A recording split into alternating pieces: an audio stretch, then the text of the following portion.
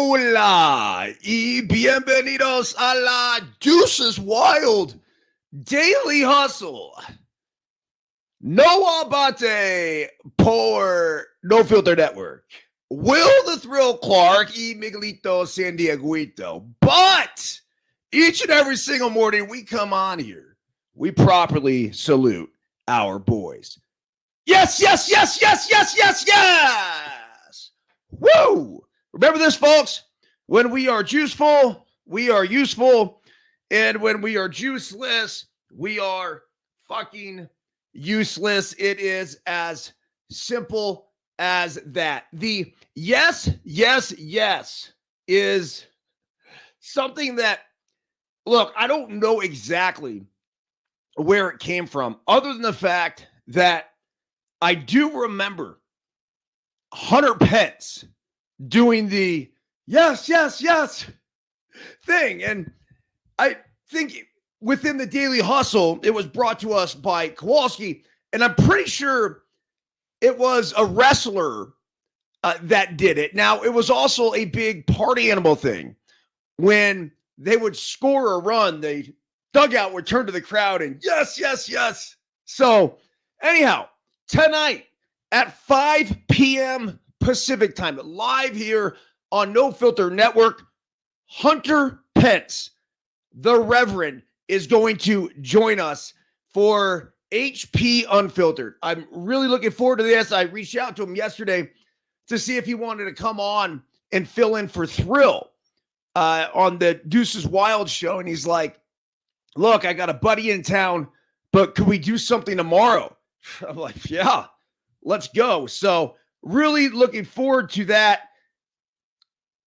Real quick here, because before we get into the Daily Hustle, electronic email communication, and everything else, let's make sure we hit our title sponsor, our presenting sponsor, Bet Online. That's right. It is your top spot for all the NBA action with NFL, college football, and NHL in full swing. Bet Online is your number one source for wagering, news, odds, trends, and predictions. Get everything NBA at your fingertips with both desktop and mobile access for every sport anytime. Head to Bet Online today to get in on all the action. Don't forget to use the promo code BLEAV. Capital B, capital L, capital E, capital A, capital V. BLEAV is your promo code, and that will get you 50% on your first deposit. It's a welcome bonus. Bet Online, where the game starts. I do not have an account yet, but as you guys know, I will not pimp the crack that I'm not smoking. So, on that note, when I cross the California-Nevada border today, I will set up my Bet Online account. You can't do it in California, but we're so close to Nevada here that as soon as I cross the border today, I am going to set up a Bet Online account. Please do not forget the great partners here at KT Tape. That's right. This is really simple shit where basically you put the tape on, it lifts the skin up, it promotes blood flow to the area, and then, of course, that decreases inflammation. It decreases any pains that you may be dealing with. This stuff is a savior. All the miles I put in, all the pickleball I've been playing lately, whenever I feel anything sore, actually was going to fire on some right here. It's kind of like, I don't even know what you want to call it, but just a little stiffness, just something to get the blood flowing. So that's KT Tape. Use the promo code. I always love trying to figure this out right there somewhere. That's the QR code that'll get you dialed in with all the products you need. And then lastly here, hold on a second.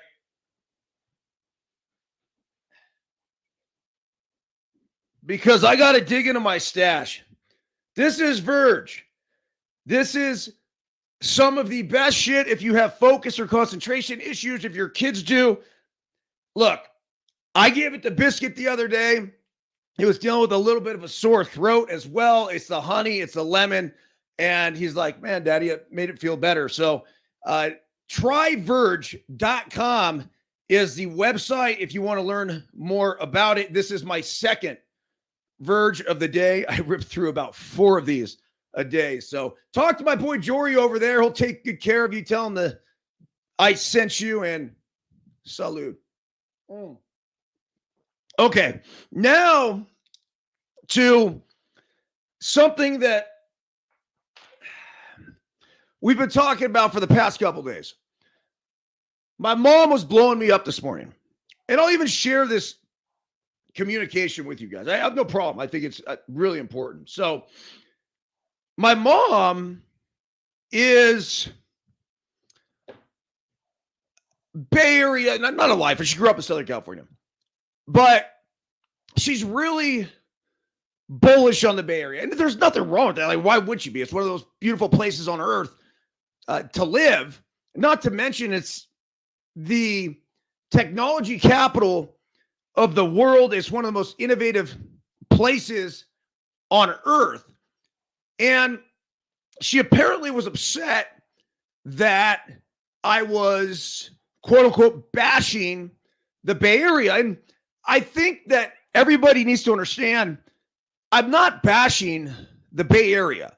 I'm bashing the politics and the policies that run the Bay Area, that have facilitated and fostered a lawless environment. That is my big issue with all of this. So if you're just joining today and you did not catch yesterday's show, I was in the Apple store when it got ransacked by 4 masked men. I did hear, I do not have confirmation yet, that they potentially were arrested in San Francisco. I don't know. So there's so many different ways to look at this thing. One of them being is, look, the policies are in place to protect the citizens. And my argument to that would be, how is allowing this to continue to go on protecting innocent customers in your store? You have no idea what these dudes are packing. You have no idea what sort of irrational move that they could make. Obviously, they're making one already by robbing the store. So if you continue to let this go on and this becomes a weekly or bi-weekly occurrence like it has, not only in the Bay Area, this isn't the only place this is happening. It's happening around the country, but specifically in the Bay Area, they have very specific policies about the apprehension of criminals. Well, one of the big issues that I have with it is like, okay, we're trying to keep the customer safe, the employees safe. Sure. Tell me what is safe about allowing a car to rip down University Avenue at 100 fucking miles per hour. There's nothing safe about that. That, as a matter of fact, is more dangerous than if they were to tase the motherfucker that broke in to the Apple store. At some point, the deterrent needs to be there. This is all about the book of crime and punishment. If you don't have a punishment that is greater than the crime, then people are going to go ahead and continue to commit the crime. They're not scared of the consequence. But when we're able to go ahead and give them a consequence, and there's something there that's like, oh shit, okay, this is if I'm going to go in there, and I don't know if the taser is the right answer. I don't even know how it works.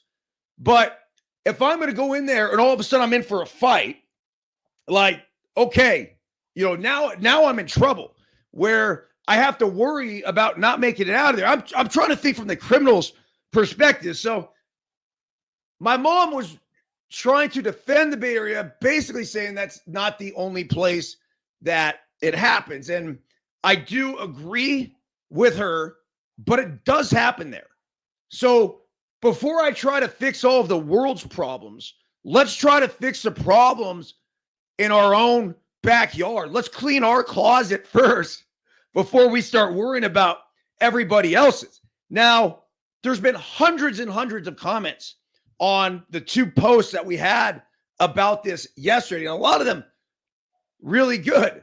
A lot of them referencing the mass exodus out of California. A lot of them just, a lot of officers too. I like hearing their perspective because basically what they're saying is that their hands are tied in this situation. So anyhow, let's go to the Daily Hustle electronic email communication before we get into a few articles that I found interesting, including the Californians moving to Texas, the 200-pound monster snake captured in Florida, the 11 habits of highly successful people, the top free agents, and where they may end up, as well as Colonel Sanders. That's right, Colonel fucking Sanders from Kentucky Fried Chicken.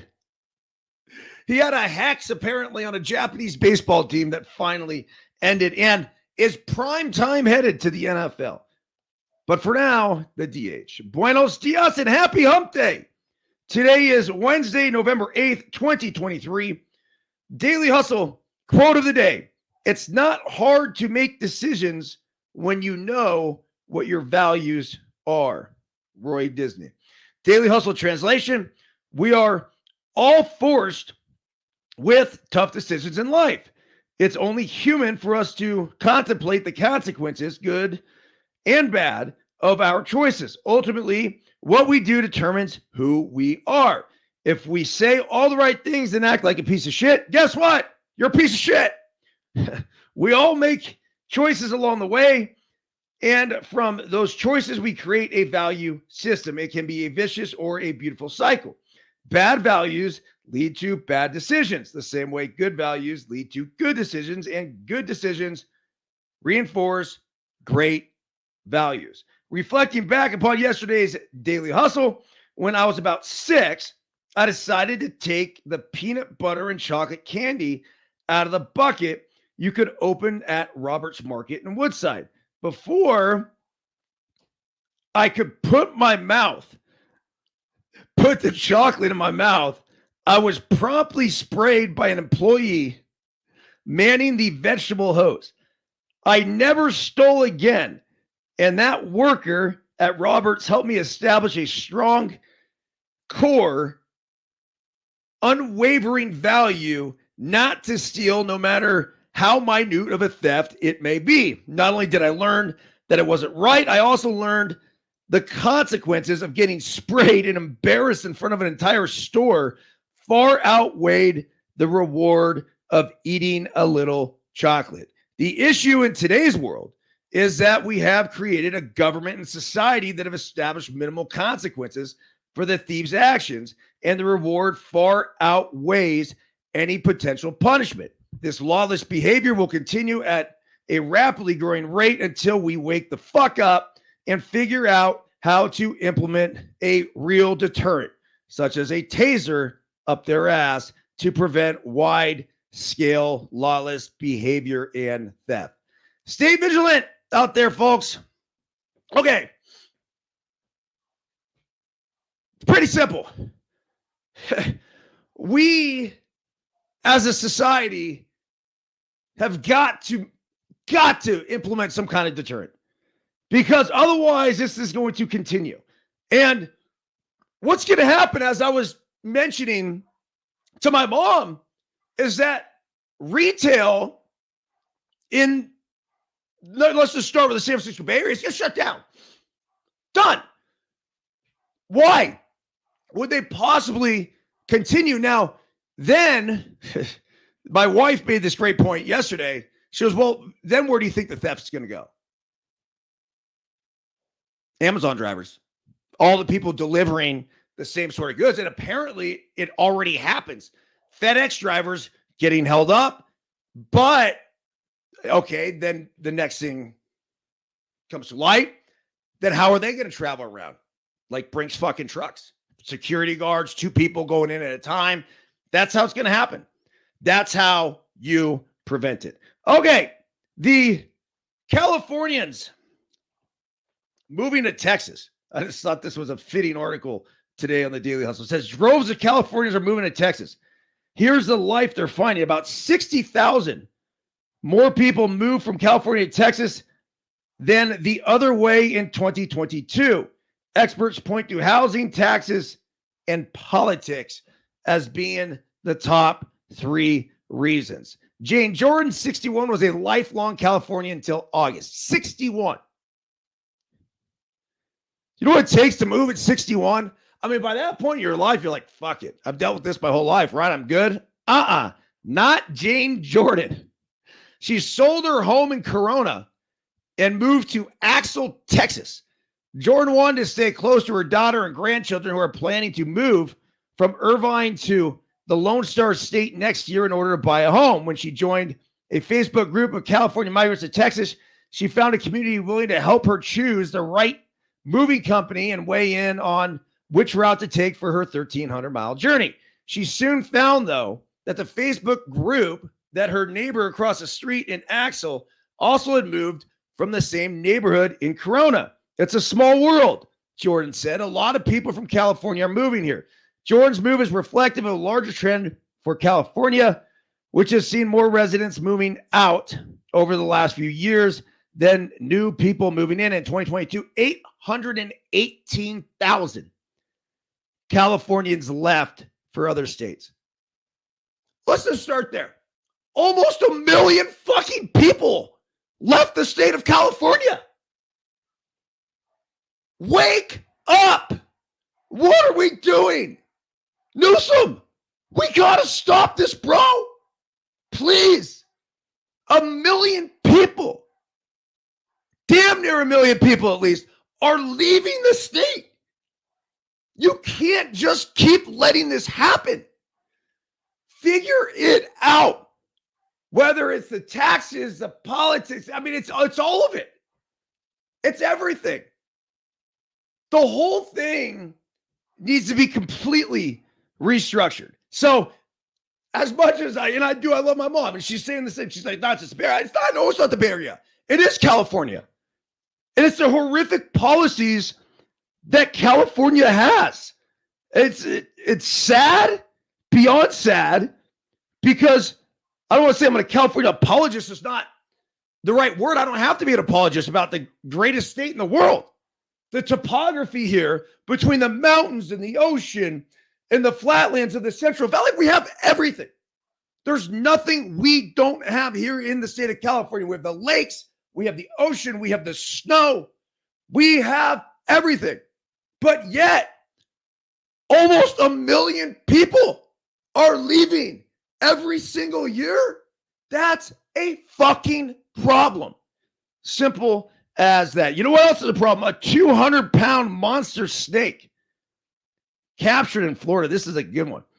Conservationalist Mike Elberbein was at Big Cypress National Preserve in Florida with his teen son hunting for pythons. You hunt for these fuckers? When they both spotted the largest snake they'd ever seen slithering across the gravel road. It was more than a snake. It was a monster. It said it's a 729,000 acre preserve, but they never seen a snake that large. 3 other hunters, Trey Barber, Carter Gavlock, and Holden Hunter, saw the snake at the same time. There was no way to miss a snake. Sounds like it. So let's just take a look at this bad boy. I mean, my goodness. And if you're listening on Apple or Spotify, by the way, we film this live Monday through Friday, typically around 8 a.m. This morning, as I see people pouring into the live stream right now, good morning to everybody. We started on time, probably for the first time in, I don't know, ever. I usually will set the show for about 8. I might get there at 8:15, 8:30. Haven't been consistent with that because it's really more about the creation of the pod and then sending it out. But I think the great thing about No Filter Network just in general is the ability to communicate, fire away in the chat, whatever. So this python was, I guess, I mean, I don't get it. Like, let's go snake hunting. Yeah, sure. Okay. This is one I've been wanting to get to for a few days now. First and foremost, we're a life optimization podcast.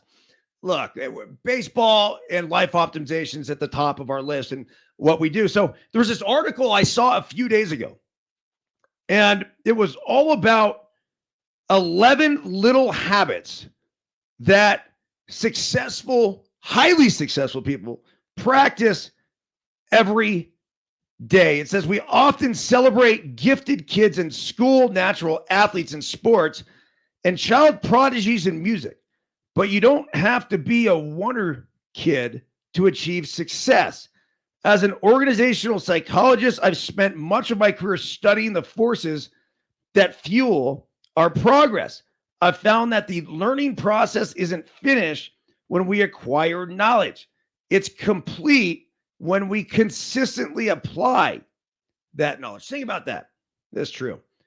The learning process is not finished when we acquire knowledge. It's complete when we consistently apply that knowledge. And I'm going to take this a step further and say it's not complete until you apply and then pass on that knowledge. That, my friends, is what we should be living for. So here they are, the 11 habits of highly successful people. Number one, they seek discomfort. Instead of just striving to learn, aim to feel uncomfortable. Pursuing discomfort sets you on a faster path to growth. If you want to get it right, it has to feel wrong first. So true. So true. Number two, they set a mistake budget. To encourage trial and error, set a goal for the minimum number of mistakes you want to make per day or per week. When you expect to stumble, you ruminate about it less and improve more. Okay, I'm going to take these first two real quick, and I'm going to apply it back to my life of pickleball right now. The first one, discomfort. There's nothing more uncomfortable than walking into a gym full of people playing pickleball and then you trying to mix into the game, especially before your game is top notch. So I went through that process, including playing in a tournament early on where I got pickled 2 games in a row. Rhett LaRocca and I did. We got our asses kicked. But you realize how much we learned from going through that uncomfortable position. Eventually, that allowed me to be able to up my game tremendously. And then the second thing here is that it says they make a mistake budget. Okay, I 100% every single game. And this was earlier on too, when I wasn't as good, but we would say 3 unforced errors a game. Now I would lower that total to like 1. 3 unforced errors a game, that's it. You have 3 strikes that are completely unforced. Now, if a guy hits a good shot, it's at my feet and I pick it like this, that's not unforced. That was a hell of a shot. I'm talking, I have an easy shot, whether it's a kill or I'm going to drive from the baseline.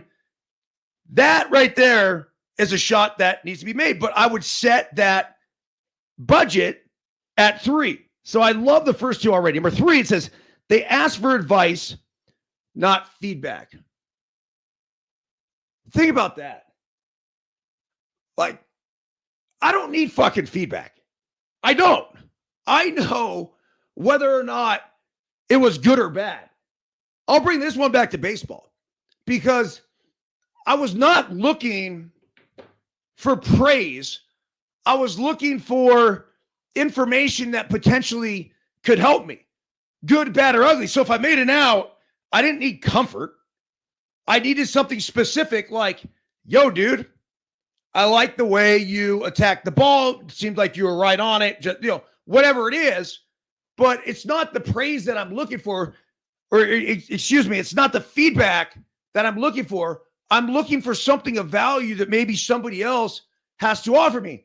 And it goes to a post that I put up there this morning on my story time on Instagram. Please go check it out if you haven't already. But basically, it was this dude talking about the advice, or excuse me, not advice, but the praise that we give children. And he's saying that there was a study that when we praise the intelligence of children, you're so smart, you're so pretty, you're so this, you're so that, you're so great, as opposed to praising the effort of those children, the effort group went like this, way up. When it came to future performance, the quote unquote praising the intelligence, the ability, whatever, went straight down. Why? Because when you praise how pretty and smart and everything, you get complacency. And you think that all these things exist. Well, guess what? You need to fucking work for them. You have to put the effort in. And so when someone praises your effort, what do you do more of? Effort. You put more into it. Absolutely love that. And was one of those instinctual, I got to get this up on IG and share. All part of the learning process, right? Because it's number one, learning that the praising effort is a lot more valuable than praising intelligence. And then number two, applying it. So say I will apply it to my own children. I'll apply it to the Let Them Play kids this weekend. And then number three is passing that on to you guys. Okay, number four here. It says they figure out which sources to trust, decide what information is worth absorbing and which should be filtered out. Listen to the coaches who have relevant expertise, credibility, know you well, familiarity, and want what's best for you. They care. You got to find those people. You really do. I think number one, you got to find an expert in the field and someone that you trust, because not all experts are for you. Not all coaches are for you. Someone that knows you well. Look, when I'm dealing with kids and I'm trying to teach them different things, say about the swing, I have a universal, okay, let's go A to B. Firm base, keep it simple, load early, see the ball in the pitcher's hand. These are all things, all keys that I give each kid. But then I'll use my own kid, for example, where I could see something that he does. Like the other day, he went from his standard leg kick and now he was trying to toe tap. And I'm like, bro, we have to be consistent with this. It's really important. Then there was one at bat where I saw him come up with another bat. I mean, he's a kid. That's what kids do, right?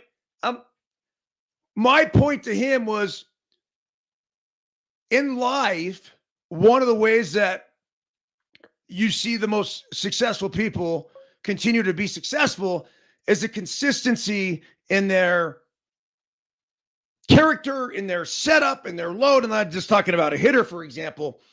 There's little changes and subtle changes that may happen, but we barely notice them. If you saw me hit, now I made some dramatic changes at different points throughout the course of my career, and I'm not saying that there are times that definitely call for that. But knowing the kid and knowing what they normally do is really important. So if, for another example, I'll use Gianni, where Gianni is freaking stud. He has this thing like this, and he has this nice, it's almost like the shoulder here for his load. Well, if he's doing this late, he's in trouble. If he's doing this on time, I call it uncomfortably early for him. When he gets in that uncomfortably early where he's almost waiting a second, now he's dialed in and ready to go. So you have to have familiarity with each and every single person that you're going to work with, or if you're looking for someone to work with, make sure that they are familiar with you. Number 5, they strive for excellence, not perfection. Progress comes from Maintaining high standards, not eliminating every flaw. Identifying some shortcomings that you can accept. Consider where you truly need the best, where you can settle for good enough. It's not about being perfect. It's about improvements, and it's about getting better, and it's about working to be a little less terrible than we were the day before. Number 6, they are their own last judge. Yep. It's better to disappoint others than to disappoint yourself. Before you release something into the world, assess whether it represents you well. If this was the only work people saw of yours, would you be proud of it? This goes along the lines of show me how you do anything, and I will show you how you do everything. Number 7, they turn the daily grind into a source of daily joy. To maintain harmonious passion, design practice around deliberate play. Set up fun skill-building challenges like Steph Curry trying to score 21 points in a minute, or medical residents honing their nonverbal communication skills by using nonsense words to improve comedy games. I really like that. Yeah. Life's a game. We got to make it a game. We got to make it fun. We have to make it where we're challenging ourselves in a different way every day. I thought about it just in my life and all the things that I'm passionate about, and whether that's baseball, it's broadcasting, obviously family, it's coaching, it's endurance sports, and now with the pickleball. The key is, how do you keep all of these fresh? And I think at times you need to prioritize your passion, where endurance sports would be at the top of my list for passion.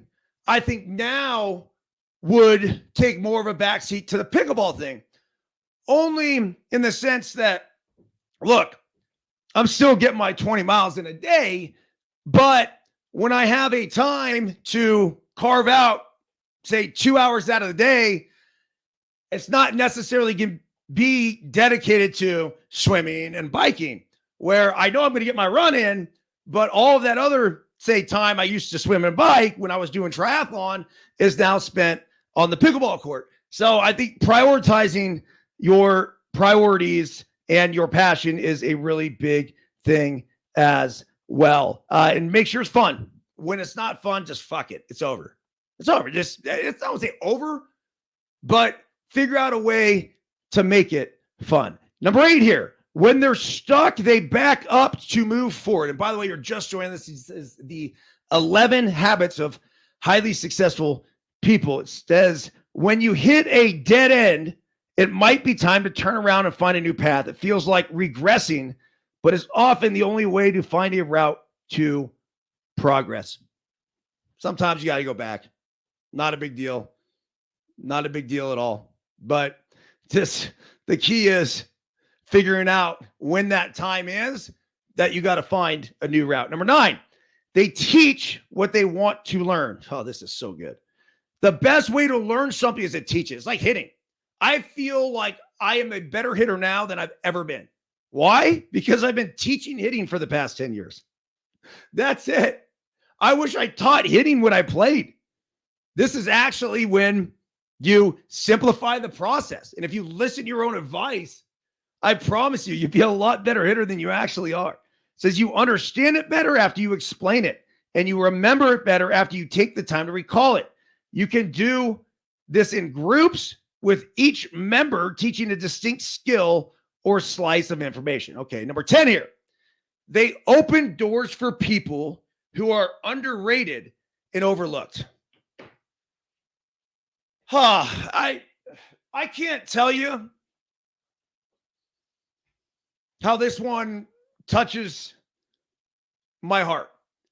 And I say this because as a startup at No Filter, and the grind that Giuseppe Pepe Manueli and I have endured over the past couple years, the people within the technology industry and other entrepreneurs who took a chance on us. It like I just have the chills right now. Those are the people that didn't have to. We weren't this totally normal partnership of dudes trying to basically reinvent the broadcast industry, but we had a lot of people believe in us when others would have easily overlooked what we were doing. And I appreciate the commitment still of those people. And we just recently signed on with this company that has, without going into too much details, but basically they're here to help us grow. And they have an extreme belief in us the same way we have a belief in ourselves. And so to get their backing and to have them believe in this, as much as we do, it's everything. Well, guess what?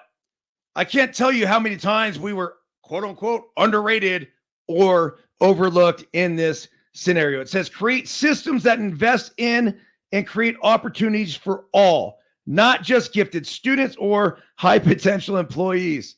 A good system gives underdogs and late bloomers the chance to show how far they've come. This is let them play baseball too. This is an opportunity to try to create an environment that we let the kids come play for free. This isn't about a business. It's about trying to give every kid the rightful opportunity to play. And then ultimately, what's that doing? It's getting the best players playing. And it's also allowing these other kids, and this is our coaching philosophy, it's allowing them to develop without micromanaging the situation. Okay, number 11, they engage in mental time travel. When you're struggling to appreciate your progress, consider how your past self would view your current achievements. If you knew 5 years ago what you'd accomplished now, how proud would you have been? Look, is this Adam Grant? Holy shit. Yeah. Adam Grant wrote this. Adam Grant's a savage. It says Adam Grant is an organizational psychologist and professor at the Wharton School of University of Pennsylvania. He's also the best-selling author of Think Again, Give and Take, Originals, Option B, Power Moves. Adam received his BA from Harvard University, his PhD from the University of Michigan. So, yeah, thank you, Adam Grant, for those magnificent 11 habits of highly successful people. Okay, let's get into Major League Baseball a little bit and just go over some of the free agents. We talked about Craig Counsell yesterday. It's sort of putting a bow on that. I saw some of Craig's comments, and this is a dude that we used to own racehorses together. One of the better teammates that I ever had in baseball, just a stand-up guy, a guy I really enjoyed being around. And what Counts was talking about was that he had this very unique opportunity to become the highest paid manager in the history of Major League Baseball, to go from Milwaukee to Chicago.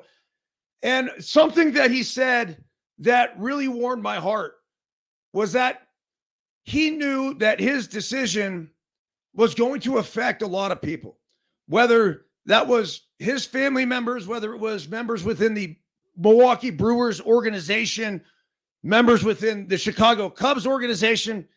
Look, David Ross specifically, there was a real trickle-down effect from Craig Counsell's decision to leave Milwaukee and take over the managerial duties of the Chicago Cubs.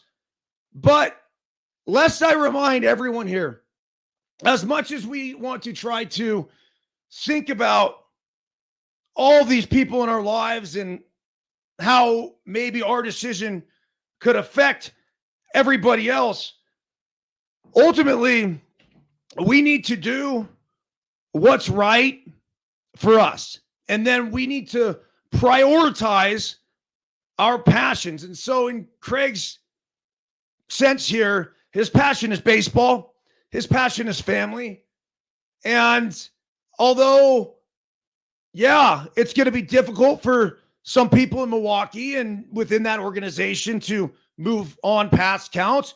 And, say it's going to be difficult for David Ross. Look, David Ross, in my opinion, has got to be one of the most highly sought after managers out there right now, if he still wants to manage. This guy can do whatever the fuck he wants to do. If he wants to do TV, he does TV. He can make 7 figures doing that. Although I think he could command a lot more now that Craig Counsell is getting paid $8 million a year. David Ross has got to find himself in the 4 range. He actually is going to figure out a way how to get a raise, I'm guessing, out of this. But if I were a general manager, someone in the ownership group looking for the next manager, let's say, for example, if Bob Melvin hadn't been hired by the San Francisco Giants, I'd be screaming from the mountaintop to hire David Ross. That's how much I think of him. I played with him in the Dominican Republic. I played against him. A guy that just really knows the game, a people's person, someone who understands. There's a humility about him, but there's also the ability to communicate with the guys. He has that ability also to stand up when he needs to be accountable. So anyhow, I'm glad that Counts made the decision he made. Yeah, it sucks for a lot of people, at least in the short term. But remember this, folks. Life isn't about what happens to us. It's how we react. And I think so long as everyone reacts with a positive mindset going forward, charging forward, the situation in Milwaukee and in Chicago will work itself out just fine. Okay, on to the free agents. This is what matters this offseason. Where will these guys end up? You're wondering if some of the managerial decisions could make an impact on where these guys go. I'll be the first to tell you, being a free agent myself once and having the opportunity to sign wherever I wanted to, Bob Melvin was a huge reason I signed in Arizona. I knew I had a manager who believed in me. This is somebody that was from the Bay Area. I had a relationship with, not super tight, but enough to know that this guy was going to give me every opportunity and he wasn't going to panic if I struggled. That's what you want out of your manager. Somebody that believes in you, knows the skills that you possess, knows how to put you in a position to succeed, and then is not going to freak out when shit doesn't go well. Bob Melvin was that guy for me. I'll be forever thankful for him. So, obviously, the top free agent, Shohei Ohtani. The prediction here on MLB.com of where he ends up, the Los Angeles Dodgers. It says, our voters overwhelmingly chose the Dodgers as Ohtani's next team, with the Giants finishing a distant second. The second free agent, top free agent right here. MLB.com's prediction of where Blake Snell, the southpaw, who had been pitching in San Diego, ends up. The St. Louis Cardinals. It says the margin here was razor thin, but our voters have Snell signing with the Cardinals, who narrowly edged the Dodgers in the balloting by a single vote. So I guess they had, I don't know if it's experts or fans or whoever, but there was a vote on where these guys might end up. And at the Cardinals, Cardinal fans, don't get too excited. I don't think it's happening. I just don't. I mean, you're Blake Snell. You go anywhere you want in the fucking world. Like, I like the Cardinals, but that's why the Cardinals trade for players and then get the players to love St. Louis and then sign them. A la Mark McGwire, a la Matt Holliday. The list goes on and on and on and on. They bring them in, they show them how great it is, and then they retain them. But to sign top free agents, I just don't think that don't think that's going to fly. Not if you have the opportunity to go do, and I don't know what he likes, but either New York, I imagine he's going to have an opportunity to stay in San Diego. You could stay in Southern California and just go to LA, you go to Anaheim, go a lot of places. St. Louis would not be on the top of my list right there. All right, the third one here, and I love how this guy's a top free agent because a year ago, it was like was he going to have a job was a question.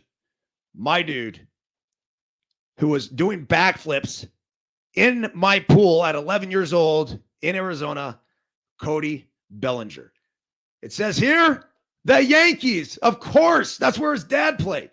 Another close one here, but by one vote, our experts have Bellinger going to the Bronx rather than re-signing with the Cubs. Fuck that, man. I find Bellinger, re-sign with the Cubs. See, that's a perfect example of, hey, you traded for him, you got him in there. I don't know if they traded for him as a free agent sign. But he comes in, has success. Don't screw it up. It's the same reason why I signed with Arizona. I didn't even hit free agency. They eventually got to the number I wanted. And when you have something and it's going well, why fuck it up? And I'm also, the funny thing is that the next year I got hurt. Well, I would have much rather been hurt in that situation. Who knows if it happens if I went somewhere else, whatever. It's just life. But being in a place where I'd already done something and they knew what I could do, as opposed to coming in and you're hurt and then it's just no. So for Bellinger, he's established himself in Chicago. The fans know what he can do. The organization knows what he can do. You have Craig Counsell coming in, which, I don't know if you call it a wash, call it whatever you want, but between Craig Counsell and David Ross, like they're probably 1A and 1B, and Melvin would be 1C of managers that I'd want to play for.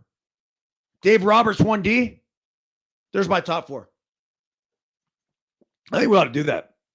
After all the managerial jobs are secure, let's go ahead and rate all the managers 1 to 30. Yeah. All right. The next one here, Josh Hader. So Henry did an Instagram post on this last week when I had the shit audio. I didn't repost it. It was just, the audio was so bad. But they're saying that this guy might command a $100 million price tag.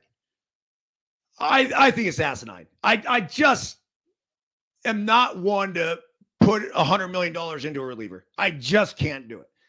But would I give up a lot of money for 1 year? Yeah, I would. So, for example, if you want to go like, I don't know, 1 for 20, 1 for 25 for a reliever, and you're the Texas Rangers, fuck yeah, go for it.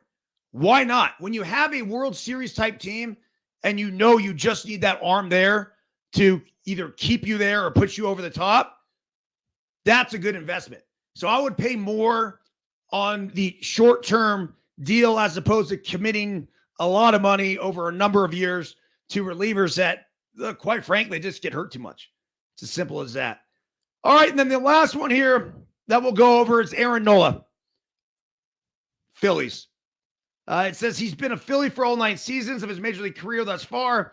And over that period, he's been one of the better starting pitchers in the NL, not to mention very dependable. So it's no surprise that a majority of voters in our poll have Nola returning to sign with the Phils. That just looks like a fun team to play for. If you're a superstar like that, and the Phillies have a fuck ton of money, yeah, absolutely. Go ahead and stick with them. All right, we're 49 minutes into the program. I know that because we actually started on time for the first time ever. I appreciate everyone joining, including RJ. What's up, dude? Boise, Idaho. John Davis. Good morning to you out there in Collierville, Tennessee. John Emmanuel Ramos Henderson in Makati City. Amo, Chattanooga. Michelle Drew.